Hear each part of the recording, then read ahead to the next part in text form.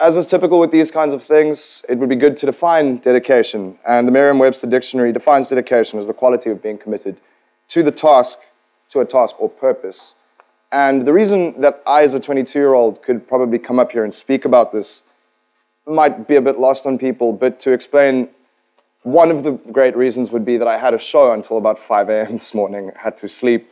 I live in Paarl, so the drive in and out was a good hour as well. So I'm not running on a lot of sleep right now, in case as well that shows. But given the honor to do this talk, you know, being asked why would I be able to speak on dedication, ultimately, dedication has become a lifestyle for me. The commitment to anything, whether it be a creative industry or your simple work task, is what takes someone from being someone that hopes to achieve something to someone that is actually doing exactly what they want to do. When I was asked to do this, the fantastic thing that came through was, oh, we feel that you're relevant for the UCT community, even though you didn't go here. When, unbeknownst to a lot of people, I did do a PPE for approximately 2 months a few years back. But I left for the simple fact that I had committed myself to music from the age of about 13 onwards. And it started as an obsession, just a little, I want to write, I admit, songs to rap over. And as I grew up and realized what a ridiculous idea that was, I moved into professionalizing this and creating something that was bigger than I thought I could ever be, achieving things that I never thought would be possible within the course of 6 months of thinking they were impossible. And really, it's down to putting in the hours. That's what I'm going to try and extol here. In 2013, now more than ever, we live in a time of instant gratification. People want their series now. You want to see Breaking Bad the day after it comes out in America, no matter how illegal this is. You want your music free download on SoundCloud. You want all of these things right now. If you don't have your news on the day, you feel ripped off that you did not see whatever it was on Twitter. Did you see Kanye West go on a rant yesterday? I missed out on that. Oh dear. Where were you? You know, maybe not on the internet. But people expect this to be, you know, that's the kind of culture that we live in now. People expect to have everything at an increasingly fast pace. Someone working within the creative industry, the speed at which work is cast asunder, ignored, and thrown away is disheartening. It happens in all industries. Your work goes, you know, an achievement is brief at this point. Currently, the world is undergoing an electronic music renaissance, one that has not been seen since the rave scene in the 90s, where I was way too young to go to the parties, but I at least knew what was going on. Within the scene, we never, as a collective unit, now more than ever collective because of all of the distinctions between genres and artistic styles being broken down, we never thought that we would see the day that Avicii would be on the same chart as Madonna, that Avicii would outsell Madonna, that groups like Swedish House Mafia could exist and create their own tours that everyone will go to. The explosions of the innumerable subcultures still now are weird because you have people off the street coming up to you and talking to you about things like dubstep, which might be complete Greek to some people here, but to other people it's commonplace. Whether you knew it because you were in the scene in Croydon in 2006, 7, 8, or whether you heard it on your mate's iPod in 2010, it doesn't really make a difference. We've gone from hearing predominantly rock music on radio, looking back to the 90s on major radios like 5FM, to suddenly hearing, you know, tracks like Selena Gomez having a dubstep track, to hearing things like trap producers producing for R&B artists, trap being a hip-hop subgenre for those who don't know. We don't even need to address the elephant in the room, that is Miley Cyrus commodifying strip club dance moves and selling them to the middle class. We don't even need to get into that. What a lot of people don't see is that a lot of the big new names have been around for a very long time. It's the amount of work that goes on behind the scenes, the amount of quiet and dedicated, serious, hard work that has gone in the background. Artists like Swedish House Mafia have existed for decades as their constituent producers, as the three guys who made them up. Releasing on independent dance labels, doing everything from club nights, creating their own labels, playing Ibiza for years, starting the Winter Music Conference that is now a staple in the dance music culture. What suddenly changes is at a point where people are ready for it, at this point where, thanks to artists like Justice and the related French artists doing the groundwork, dance music can suddenly come back into the fore again. From being in the back room, being in a dingy basement, you suddenly have people like, my example still being Swedish House Mafia, they now get to do a ginormous tour that they can handle themselves, that they get to book their own artists, that they create entire movies for what they do, which is something that was never ever thought to be possible, especially for, a culture that had resigned itself to being in the background. It was ultimately the packaging, and it was about taking the hard work that had gone in beforehand, all of the hours, and putting that into something that people can relate to, suddenly making them a worldwide tour de force. Without the years of slogging, learning their craft, learning to play in different crowds and in different countries, this would never be possible. But at the same time, you would need to win new fans over with them having no knowledge of this.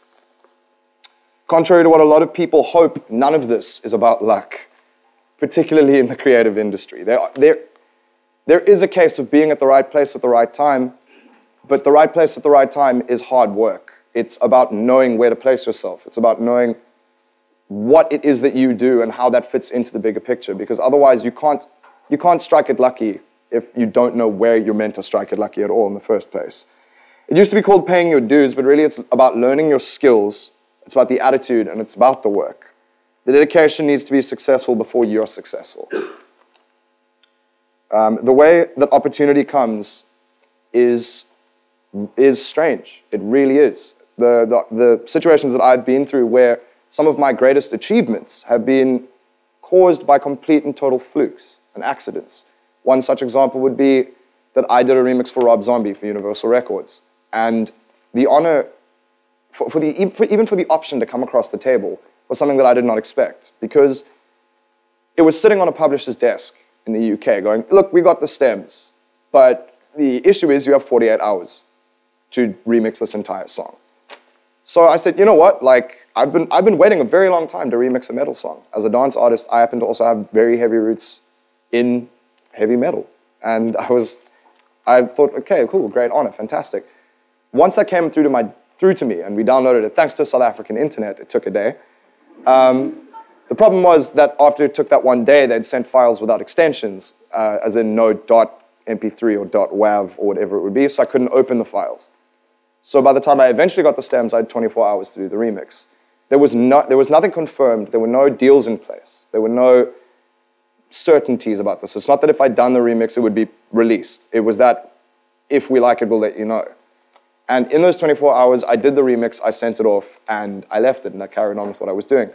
Several months later, I hear back from Universal saying, we've chosen it. And Rob Zombie's process was that he drove around in his car, apparently listening to all the remixes, and mine made the cut. And that was just a case of, yes, right place, right time. But at the same time, in order to be on the books, in order for them to know who I was, there are hours of work. There is giving them a show reel. There is creating this idea that they would want you to be involved on the project. And that is something that you need to do on your own steam. Otherwise, it's never going to happen. The simple excuse is now looking at kids, it's like, I want to be an illustrator, but I'm not going to really start doing anything until I get that tab, but I can't get a tab to draw on because I don't have illustrator jobs. And it's this vicious cycle. The same with DJing. I will learn how to DJ when I get CDJs, but I can't until I start playing in clubs, but I can't do that because I don't know how to use CDJs. If you keep making excuses, you'll never really be able to transcend any point, and you have to take risks in order to do this. Another shining example of sitting on things and working and being dedicated is Avicii. And I'm not the biggest fan of his music. Country and Western house is not my thing. But looking at, for example, his track Levels, probably arguably the biggest dance track, one of the biggest tracks full stop of the 21st century. He produced that now, he's about 25. As a 24, 23-year-old, he released that song. And it's everywhere, and it's in adverts, and flow riders copying it, and there's a whole lot of, it really, you can't escape it. Like, I actually occasionally walk outside of clubs and just scream, oh, sometimes I get a good feeling, just to see what people will do to react, and people tend to join in. So the thing is, that track, he wrote the actual chords, the hook of that track when he was 16, 17. He's been sitting on that idea, which to me is completely strange, because if I get a great idea, I don't care if no one's going to hear it. I'm going to put it out there. But he had that vision to go, you know what, this is one of the best things I've ever written. This is amazing. This could be something. And it was something. And that kind of that speaks to what more people should be doing. More people should be prepping their work and sitting on it. Because I've seen countless artists roll out of bed in the morning and go, in whatever industry, guys who want, using dance as the easiest example, guys who are brand new on the scene are playing small shows and want to roll out of bed and be Tiesto in the morning. And they just want to be there for the rave, and they want a 50-person guest list, and they want people to take their shirts off and flail them while they're DJing, when there's nothing to back that up. If you don't have, the example I wrote is you can't wake up in a new Bugatti unless you actually put in the hours to buy that Bugatti. Let's see. Malcolm Gladwell says it's 10,000 hours to become an expert at something. And I can tell you that it is more and it is less. The people that I've dealt with across the board,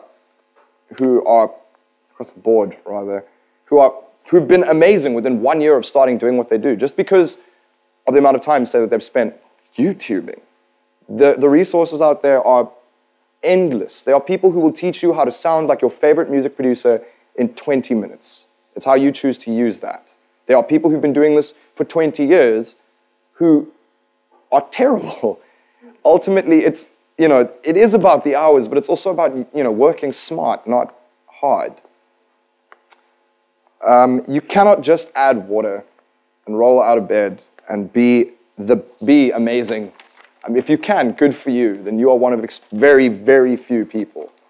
But for the rest of us, I'd like to think that it's the amount of time you put into your craft that actually takes it to another level, that allows you to transcend yourself. And as soon as you become complacent with where you are, at any point, in my opinion, if you stop and say that I'm good enough at any particular juncture in a path, then you've already failed, because you're going to stay at that point. If you are happy at that point, then you will never, ever transcend that. So with dedication, it's a very intense thing to say, but kind of dedicate yourself to being dissatisfied. Because, as I said, if you can continuously go, this was good, but I can do better, you continually will. What the public often sees as a breakthrough artist is someone who's been slugging away, pushing, learning the industry, and fighting for a very, very long time. And it's looking at the mainstream radar, Macklemore. Now, we love Macklemore, thrift shop, fantastic. 8 years he's been rapping. 8 years him and Ryan Lewis have been working together as an independent artist, not having once signed with a major label. However, we see them now, and there are so many analogs, there are so many similar examples. Outkast, Sorry Miss Jackson, who likes that song? People like that song? Yeah, a lot of people will go, oh, I love Outkast from when they came out in 2001. They were amazing. They've been around since 1994. And if you listen to their previous albums, they're better than their new albums. Black Eyed Peas, pre-Fergie, 1995, 1994. A lot of these artists have been legit or known within a small industry or scene, and it's simply just working hard enough or positioning yourself in the right place, dedicating yourself to being a creative force, to being something that represents you. Shows like Idol, simple example as well, because artists there, a lot of the big artists that people see are, yeah, I mean, you'd like to think that the talent is organic, and I have nothing bad to say about the shows, but a lot of the bigger artists are people who've been session singers for years in studios, who've been slogging as songwriters, and they get A&R'd into it in the same way that an artist gets brought into a label, because it's a great way to break new talent. And this is exactly that thing. I believe I have a minute left. In a simple conclusion, the one thing that I can advise anybody, no matter what industry you're in, is work beyond your stigmas. Do not ever let what other people predefine you to be define you as an artist and as a worker and as an individual. And ultimately, let me double check what I had to say here.